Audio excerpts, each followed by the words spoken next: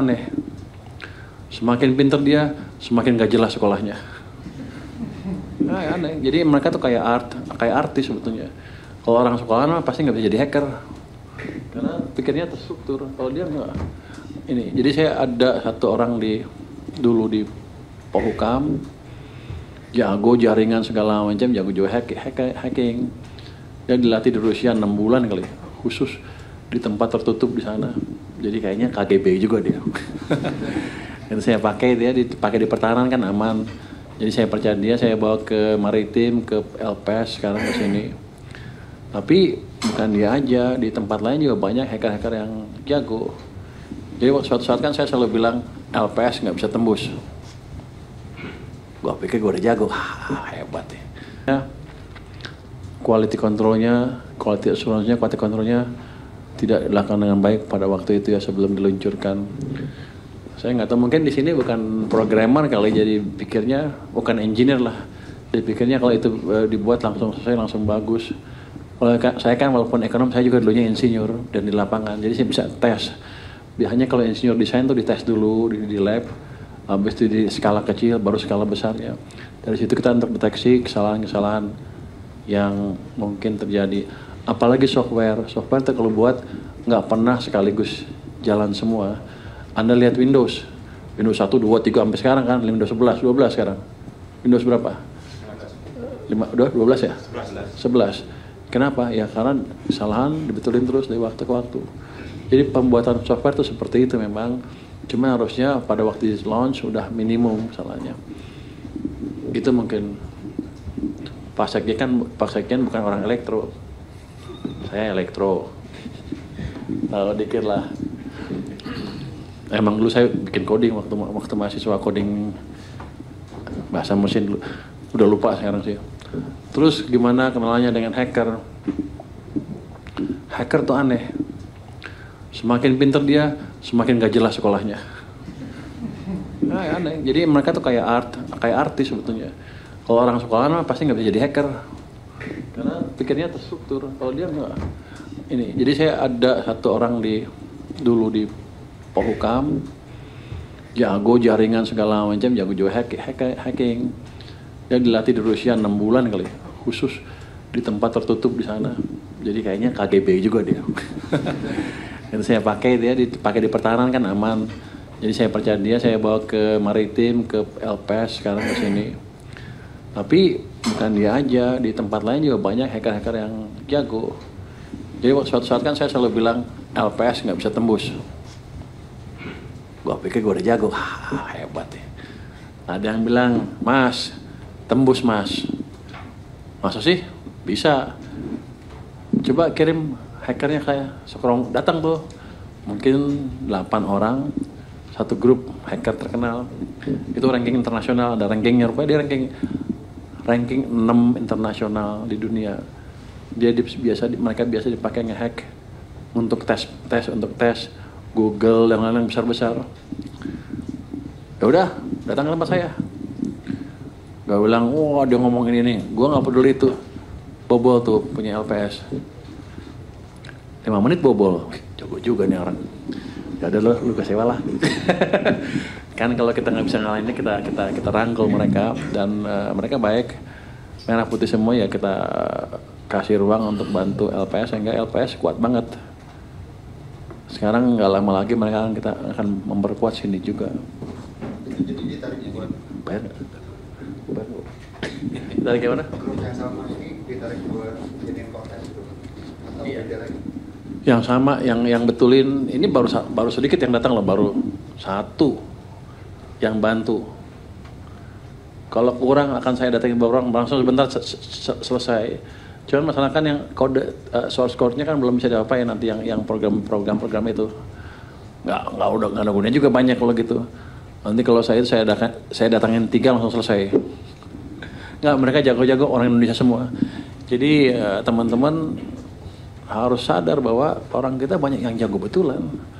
Bukan abal-abal, memang jago. Saya masukin ke tempat saya, coba tes 5 menit jebol.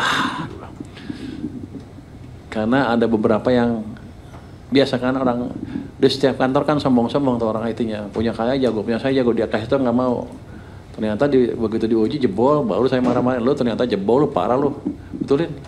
Betulin kerjasama ditutup semuanya. Jadi harusnya sekarang lebih bagus. Nggak lama akan dibawa ke sini juga. Ini kan udah hampir 100 tadi, 95. Nanti akan dibawa ke 100 dalam waktu sebulan dalam secara bertahap.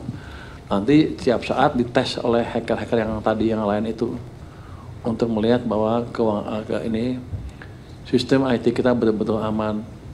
Nanti kalau udah cyber security-nya udah top di sini, saya akan ajarin ke semua kementerian lembaga di Indonesia, termasuk Kominfo. Oh, nggak boleh ngomong gitu ya?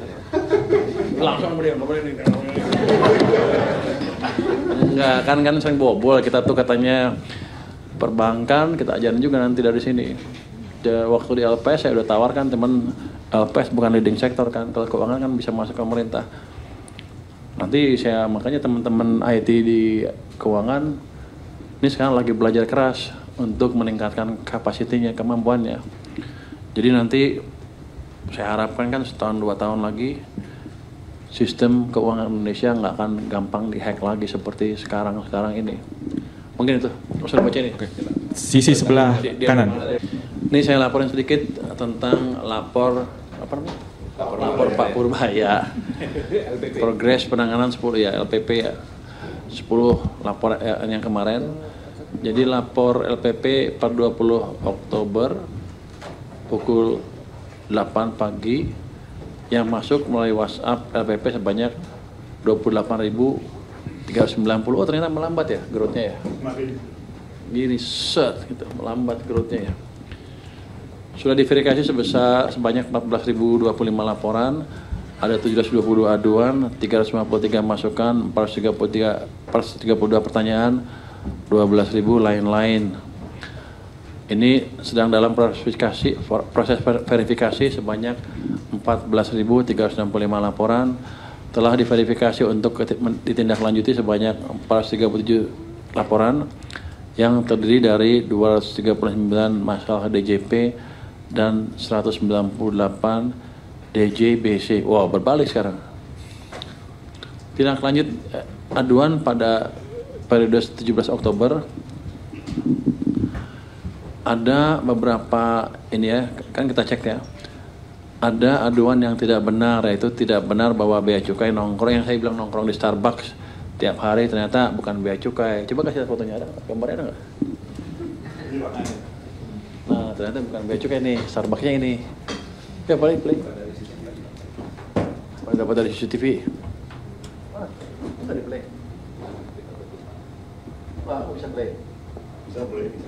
Ini play. Video.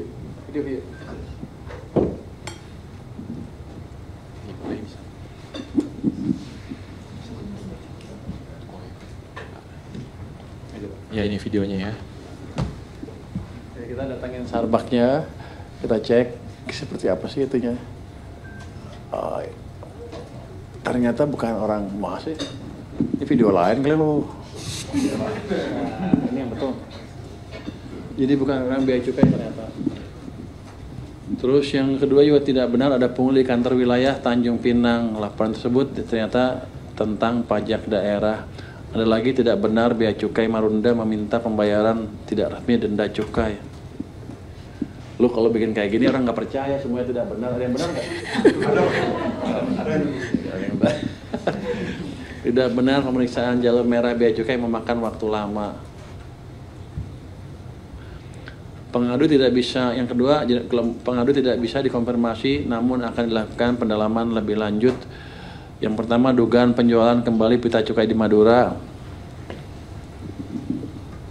Kalau gini gue nggak bisa ceritain, benar hasilnya begini. Ada di detailnya di Dugaan pemberantasan rokok ilegal bea cukai Tanjung Balai Karimun.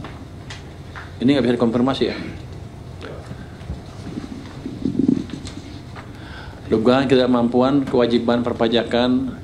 Dugaan ketidakpatuhan kewajiban perpajakan di wilayah Tangerang. Kasus kontainer berisi selundupan garmen dari Batam. Dugaan suap sebesar 20 juta per kontainer. Nggak benar itu? Oh, ini lagi dalam ini. Pendalaman lebih lanjut, kalau pendalaman yang dilaporin. Ada aduan yang terbukti mengenai akun RR tuh, akun representatif di KPP 3 Raksa, namun bukan tindakan premanisme katanya. Tindakan yang dilakukan adalah akun receivernya mengingatkan tunggakan pajak sebesar 300.000 kepada wajib pajak pada waktu yang tidak wajar, yaitu pukul 5.41 pagi, dan mengancam akan mencabut status sebagai pengusaha kena pajak.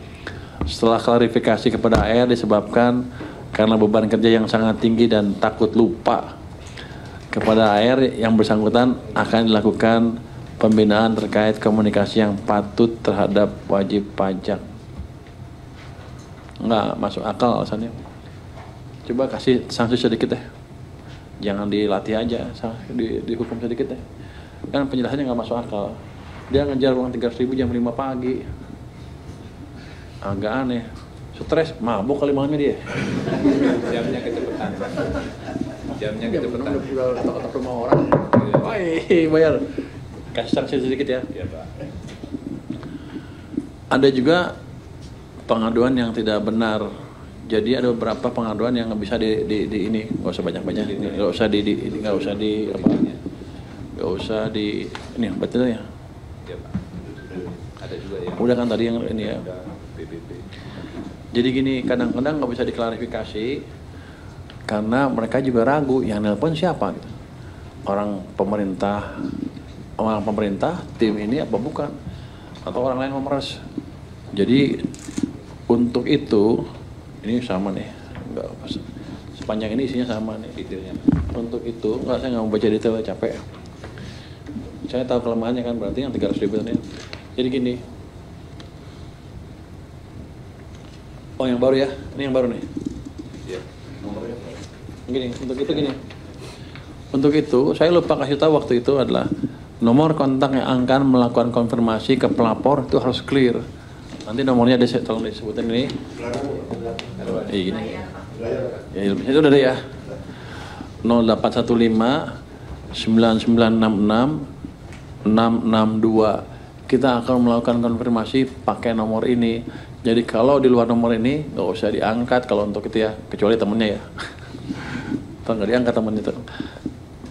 Jadi kalau Anda mereka ngirim laporan ke saya, kalau yang nanya tentang laporan itu bukan nomor ini, jangan dijawab, jangan dipercaya.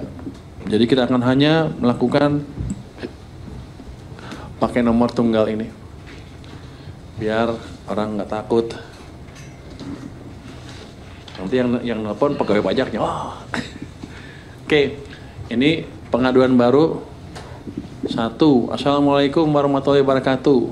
Selamat siang Pak, saya manajemen perusahaan jasa di Kota Karawang, Jawa Barat, mau bikin PKP dipersulit. Akhirnya diarahkan bikin via orang dalam, dimintai biaya 10 juta. Terima beres PKP. Tolong Pak, jangan persulit pembuatan PKP. Masa kita mau bayar PPN dan PPH dipersulit, bukan dipermudah. Nanti di follow up ya. Siapa nih? Oh ya. Follow up ya. Jadi timnya nih beda, bukan orang pajak, ini Inspektorat Jenderal dengan orang-orang yang di sana, orang-orang beliau semua. Yang kedua, lapor Pak. Untuk AR jangan seenaknya sendiri kalau penerbitin SP2DK. Isi suratnya indikasi belum ini, padahal tiap bulan laporan PPH 21 karyawan bayar pajak, PPH 25 badan bayar pajak, PPH 25 OP untuk direktur program PPS. Dulu juga sudah ikut untuk OP, masih aja dapat surat bikin risih. Bikin risih ngancamnya kalau nggak ikut kemauan AR, dengan santainya bilang pemeriksaan air sok paling benar. Teruntuk KPP Pratama Pati dan pimpinannya khususnya AR. Coba lihat di Pati ya Pak. Lu ada orang di sana sekarang? Di Pati ada orang? Harus kirim dari sini? Iya. Wow, tekor juga kalau sana. Terbang lagi? Kayak kereta bisa. Yang dari ini monitor aja ya. Ya. Jadi member eksklusif di channel YouTube Official iNews. Tantang lagi para tambah sumpah di atas Al-Quran. Dia pengen masuk TV. Konten-konten premium yang tidak tayang di TV. Live interaction. Halo pemirsa iNews, ini baru selesai. Emoji dan badge spesial. Reakses konten pilihan. Klik YouTube Official iNews. Join member hanya Rp10.000 per bulan.